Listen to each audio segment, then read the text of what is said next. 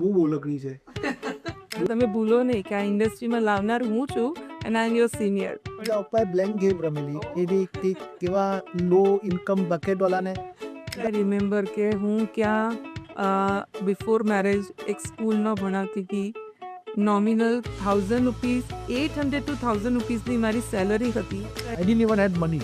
So let's say for example મેં તને કહ્યું હતું કે ભાઈ હવે આપણી પાસે 24 લાખ રૂપિયા છે ટોટલ. એ 24 લાખ રૂપિયામાં તારે ઘર ચલાવવાનું છે 2 વર્ષ અને મારે બિઝનેસ બી કરવાનો છે.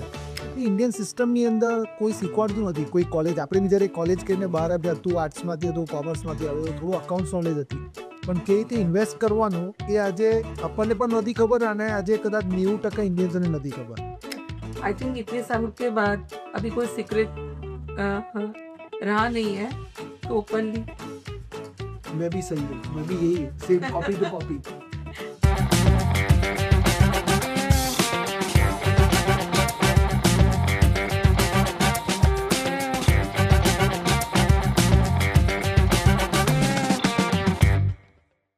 બહુ થયું જિગ્નેશ, કેટલું ભાગ્યા, થોડુંક એન્જોય કરો.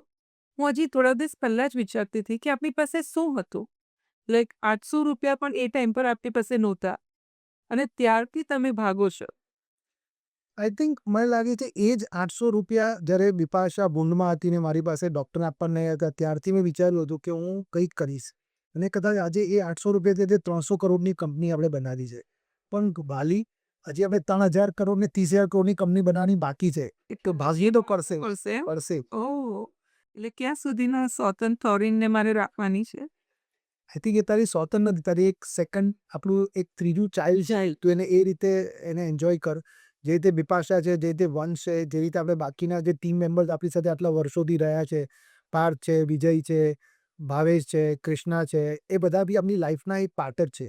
તો આઈ થિંક એ બધાને આપણે સાથે લઈને ચાલવાનું છે. આપણી લાઈફ એન્જોય કરવા કરતાં એ લોકોની લાઈફ હજી કેટલી આગળ વધારે એની પર આપણે ફોકસ કરવાનું છે. આપણા જે સ્ટેક હોલ્ડર્સ છે, આઈ થિંક એ લોકો જે આપણી પર ટ્રસ્ટ રાખ્યો છે એને આપણે 10 ગણા પૈસા 50 ગણા રૂપિયા કરીને આપવાની ઈચ્છા છે. શું થશે મને નથી ખબર, પણ ભાઈ મારા લાઈફમાં ભાગવાનું તો ચાલશે જ.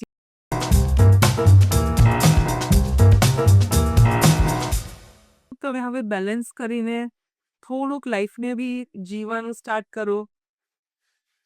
બેલેન્સ લાઈફ જે હોય ને એક મિથ છે. મારા હિસાબે જે લોકો જ્ઞાન આપે છે ને કે આ બેલેન્સ લાઈફ જીવો, એ લોકો કદાચ કશી ને કશે દે આર અનસક્સેસફુલ અને બની શકે સક્સેસફુલ બી હોય. પણ મને લાગે છે કોઈ બી એક સક્સેસફુલ અને સુપર સક્સેસફુલ વ્યક્તિ હશે ને એ બેલેન્સ લાઈફ નહીં જીવતો હશે. એ એની પેશનથી જીવતો હશે, જેને એન્જોય કરશે, એના કામને એન્જોય કરશે અને એ જ એનું રિલેક્સેશન છે જે હું અત્યારે કરી રહ્યો છું. So you are enjoying your life also.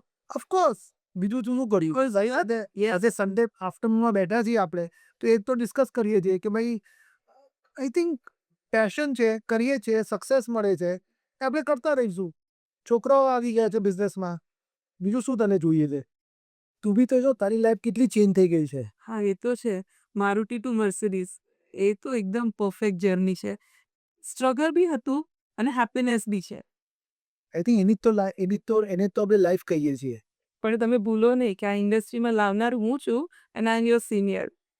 Senior યાદ છે આપણને? I agree. હું તો ત્યારે એ I think I still remember કે એ દિવસે જ્યારે મેક્સ લાઈફવાળા આપણે ત્યાં આવ્યા હતા ને they wanted me to be an agent અને પછી મેં કહ્યું કે ના ના મારી પાસે તો મારો બિઝનેસ કરું છું ને તું તું મારી વાઈફને એજન્ટ બનાવી, ઘરમાં હાઉસવાઈફ છે ને યુ બીકેમ સક્સેસફુલ. તો મને લાગ્યું કે યાર મારા કરતાં વધારે તું કમાવા બનેલી. ધેટ્સ હાઉ મને લાગ્યું કે ચાલ ઇન્ડસ્ટ્રીમાં જઈને ચેક કરું ને પણ આઈ થિંક જોતામાં 20-22 વર્ષ થઈ ગયા. ડેફિનેટલી. કિડ્સ મોટા થઈ ગયા અને આઈ થિંક જે આપણને જોઈતું હતું આપણે એ બધું આ ઇન્ડસ્ટ્રીઝ આપણને આ ફાઇનાન્સ ઇન્ડસ્ટ્રી આપ્યું. એટલે મ્યુચ્યુઅલ ફંડ હોય, life insurance industry, general insurance industry, PMS વાળા લોકોએ દરેકે આપણને સપોર્ટ કર્યો. ઇવન આપણા ક્લાયન્ટો આપણને સપોર્ટ કર્યો. આપણા ઘરવાળા હોય, ફેમિલી હે, કિડ્સ હે, કહ્યું તો છે યાર લાઈફની અંદર. સ્ટીલ આઈ રિમેમ્બર કે હું ક્યાં બિફોર મેરેજ એક સ્કૂલમાં ભણાવતી હતી. નોમિનલ 1000 રૂપીઝ 800 to 1000 રૂપીઝની મારી સેલરી હતી and I married to you. Started this journey with this industries plan happy. તારા પપ્પાએ બ્લેન્ક ગેમ રમેલી એની કેવા લો ઇન્કમ બકેટ વાળાને તારા પપ્પાએ લગન કરે ને એ તારે That's a very good joke. You want to say that? એટલે યુ ટુ સે કે એ જોકી જો તા બૈરીના બેટ એરી ગઈ હતા No, just kidding. But I think કશે ને કશે તા પપ્પાએ જે બેટ લીધી એની પર સક્સેસફુલ તો થયા જ છે ને જેકપોટ તો લાગતું હતું ને બાપાને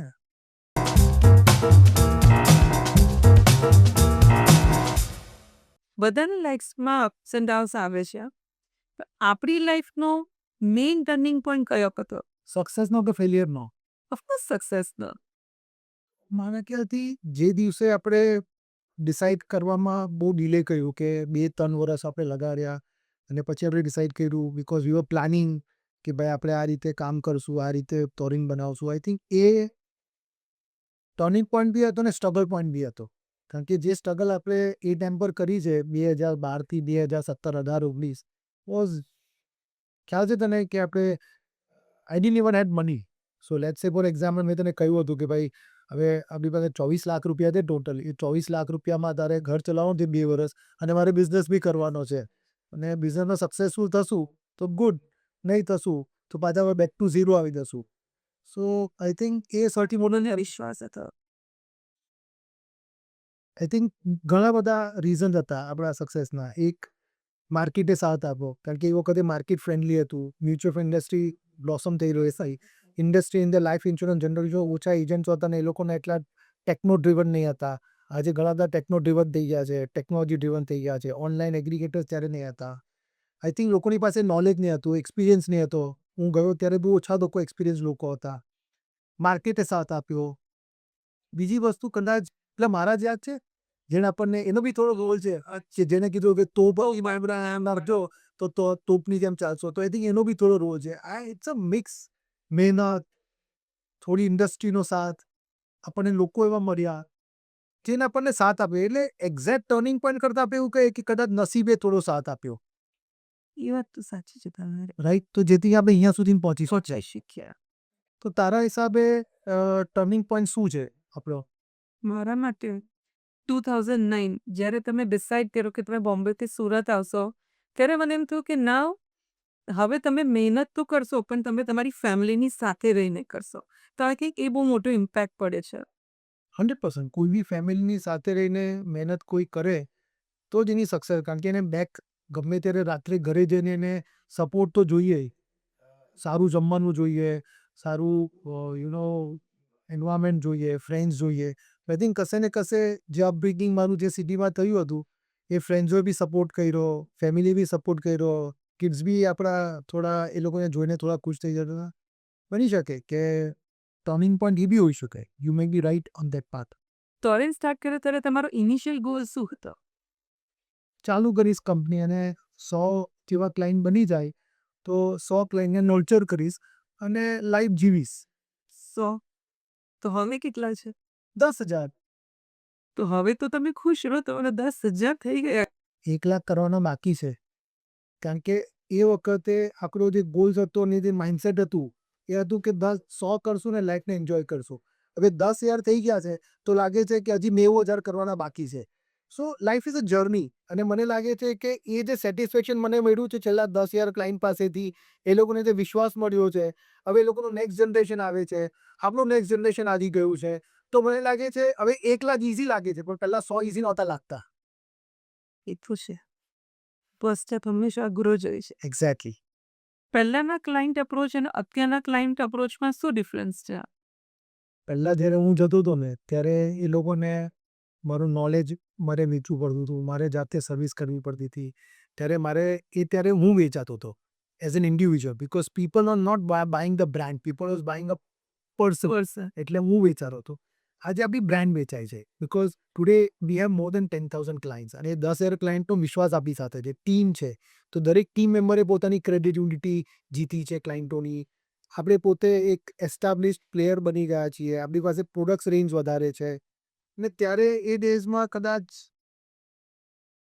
એ લોકોએ જસ્ટ ખાલી એટલું હતું કે એક ફ્રેન્ડે ચાલુ કર્યું છે એને આપ્યું આજે આપણે આનંદભાઈ જોઈ લે ચિરાગભાઈ જોઈ લે બરાબર જેનો કંઈ ખાલી આપણને સપોર્ટ કર્યો પછી તુષારભાઈ જેવા મોટા ક્લાયન્ટ આવ્યા જેને આપણી પર ટ્રસ્ટ કર્યો ને એ લોકો આજે બી આપણી સાથે છે હવે આપણે એ લોકોનો ટ્રસ્ટ જીત્યો. એ ત્યારે ટ્રસ્ટ જીતવો જરૂરી હતો કારણ કે ત્યારે who was Jignesh? Nobody was knowing. What was Torin? Nobody was knowing. ખાલી એટલું હતું કે આ માણસનું નોલેજ સારું છે, આ ભાઈને પૈસા આપશું તે ખરાબ નહીં કરશે. ને આઈ થિંક આજે આપણી પાસે 10,000 ક્લાયન્ટ હશે તો કદાચ 1000 ક્લાયન્ટ એવા હશે જે આપણે 10 વર્ષ જૂના હશે. Decade old clients. રાઈટ? એ વાત સાચી. સો પહેલા 3-4 વર્ષમાં આપણે કદાચ 500,000 ક્લાયન્ટ બન્યા હશે. પછી ઇટ ગેટ્સ કમ્પાઉન્ડિંગ. જે આપણું AUM કમ્પાઉન્ડ થયું, આપણા ક્લાયન્ટ બી કમ્પાઉન્ડ થયા, ટીમ બી કમ્પાઉન્ડ થઈ અને કદાચ બધી જ વસ્તુએ આપણને આગળ વધવામાં મદદ કરે, સપોર્ટ કરીએ. બિલ્ડિંગ આપણી જોઈ લે, આઈ થિંક એને સપોર્ટ કર્યો, સ્ટેક હોલ્ડર્સ આવ્યા, એનો આવવાથી અપ્રોચ બદલાયો.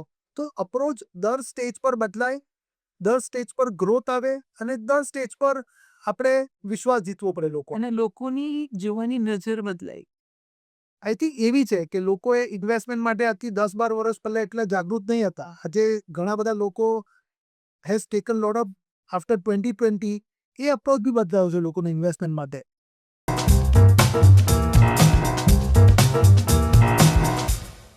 આપણને પણ ક્યાં પહેલા આવી ફાઇનાન્શિયલ નોલેજ હતી? એ આપણી ઇન્ડિયન સિસ્ટમની અંદર કોઈ શીખવાડતું નથી. કોઈ કોલેજ, આપણે બી જ્યારે કોલેજ કરીને બહાર આવ્યા, તું આર્ટ્સમાંથી હતું, કોમર્સમાંથી આવ્યો, થોડું અકાઉન્ટ્સ નોલેજ હતી, પણ કેવી રીતે ઇન્વેસ્ટ કરવાનું એ આજે આપણને પણ નથી ખબર અને આજે કદાચ 90% ઇન્ડિયન્સને નથી ખબર. એ આપણે સર્વાઈવલ મોડમાં હોઈએ. પહેલાં આપણે જ્યારે આપણે અર્લી 20sથી લઈને લેટ 30 સુધી લોકો ખાલી પૈસા ઉડાવે, વેકેશન કરે, પિક્ચર જોવા જાય, પાર્ટીઝ કરે, મોંઘા કપડાં લે, એ સેવિંગ્સ કરવાનું ભૂલી જાય. અને એટલે જે કમ્પાઉન્ડ કરવાનું, એ ખાલી સેવિંગ્સ કરવાનું નથી ભૂલતો, ઇન્વેસ્ટમેન્ટ કરવાનું નથી ભૂલતો, એ કમ્પાઉન્ડિંગ ઓફ વેલ્થ કરવાનું ભૂલી જાય. આપણે બહુ જલ્દી, બિકોઝ 2002માં જ્યારે મેં જોબ ચાલુ કરી દીધી તો ત્યારથી મને સમજ પડી. તો જે પૈસા હું બચાવતો હતો તો 2,000 રૂપિયાની SIP ચાલુ કરી હતી. એ 2,000ની SIP આજે બી ચાલે છે, રાઈટ? અને એ 2,000ની SIP કદાચ છેલ્લા 18-19 વર્ષમાં આપણા પૈસા 18-19% કમ્પાઉન્ડ થયા છે. એ 5 લાખ આપણે જે 2,000 રૂપિયાની SIPમાં આપણે હમણાં જોયું હતું કે મેં જે આપણે 20-22 વર્ષ પહેલાં જે આપણે SIP કરી હતી 2,000ની મારી પહેલી જોબમાંથી, એ 2,000ની SIPના ટોટલ આપણે અત્યાર સુધી 5 લાખ રૂપિયાની આજુબાજુ ભરી ચૂક્યા છે. અને એ 5 લાખ રૂપિયા આપણા 50 લાખ રૂપિયા થઈ ગયા છે. તો આટલું કોઈ જોતું હશે? એ લોકો જોતા નથી એટલે તો એ લોકો અમીર નથી બનતા. આપણે જ્યારે હું 24-25નો હતો ને જ્યારે આપણે બિપાશા આવી ત્યારે કદાચ આપણે સર્વાઈવલ મોડ અને સેવિંગ્સ મોડ આપણે ચાલુ કરી દીધું હતું. સર્વાઈવલ મોડમાંથી સેવિંગ્સ મોડમાં અને આપણે સમજી વિચારીને પૈસા વાપરતા હતા. આજે જેટલું હું અર્ન કરું છું ટોરિનમાંથી એનાથી વધારે મારું સેવિંગ્સ છે અને એ સેવિંગ્સ જે મને રિટર્ન્સ બનાવીને આપે છે, એ ટોરિન જેટલું કમાય છે એટલું જ મારું સેવિંગ્સ બી મને કમાઈને આપે છે. એ આપણે સેવિંગમાંથી આપણે જતા રહ્યા વેલ્થ ઇન્ડિપેન્ડન્સ ઉપર, other you can say financial independence. એ આપણે ફિનાન્શિયલ ઇન્ડિપેન્ડન્સમાં આપણે જતા રહ્યા. સો કોઈ બી વ્યક્તિ આજે જેટલું જલ્દી સેવ કરવાનું ચાલુ કરશે, 20, 22, 23 વર્ષની ઉંમરમાં એ ચાલુ કરશે સેવિંગ કરવાનો, તો બની શકે થોડી મહેનત કરશે, પૈસા કમાશે, 40-45 વર્ષે એ ફાઇનાન્શિયલ ઇન્ડિપેન્ડન્સ પર આવી જશે. પછી એ કમાય કે નહીં કમાય, એને પૈસા એને કમાઈને આપશે. એ વાત સાચી છે. જે આપણે કરી શક્યા, આજે આપણે હજારો લોકોને કરવા પર આપણા ક્લાયન્ટો છે એને આપણે આદત કરી છે કે એ લોકો એ રીતે ફાઇનાન્શિયલ ઇન્ડિપેન્ડન્સ બને, જલ્દી ઇન્વેસ્ટ કરવાનું ચાલુ કરે, ઓછા ખર્ચા કરે અને સો દેટ લાંબુ જીવન છે. પહેલાં લોકો 60 વર્ષે, 62 વર્ષે, 65 વર્ષે દે યુઝ ટુ પાસ અવે. આજે એવરેજ એજ ઇઝ 73-74 અને મને લાગે છે કે average age after 5-7 years is going to be 80-85 years. તો એ કમાશે 22 વર્ષથી લઈને 50 વર્ષ સુધી. પણ એ 50 વર્ષથી 85 વર્ષ, બીજા 35 વર્ષ એને જીવન જીવવાનું છે. કાં તો જે જીવન મેં પૈસા આપે છે કાલે માંગવા પડશે એના છોકરાઓ પાસે, સરકાર પાસે. સાચી વાત. તો એ ડિફરન્સ છે.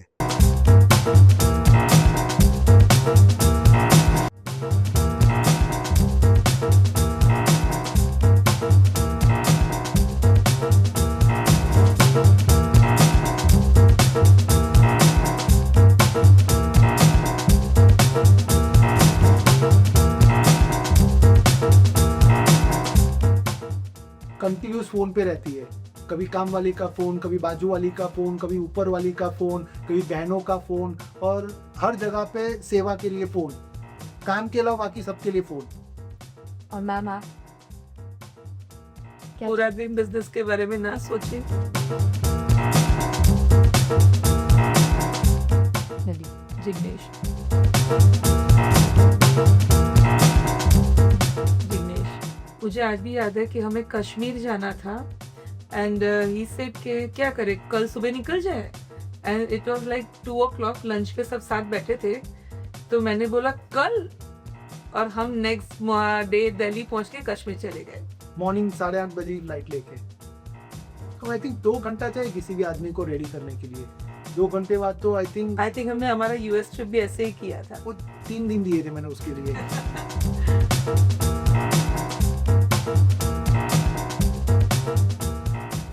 In what ways?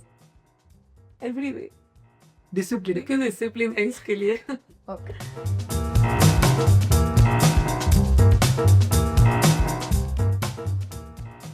ऑनेस्टी।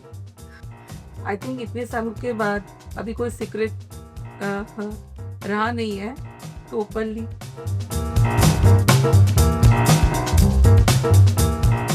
वो बोलो कीजिए। That's the sentence. हाँ. Is very carry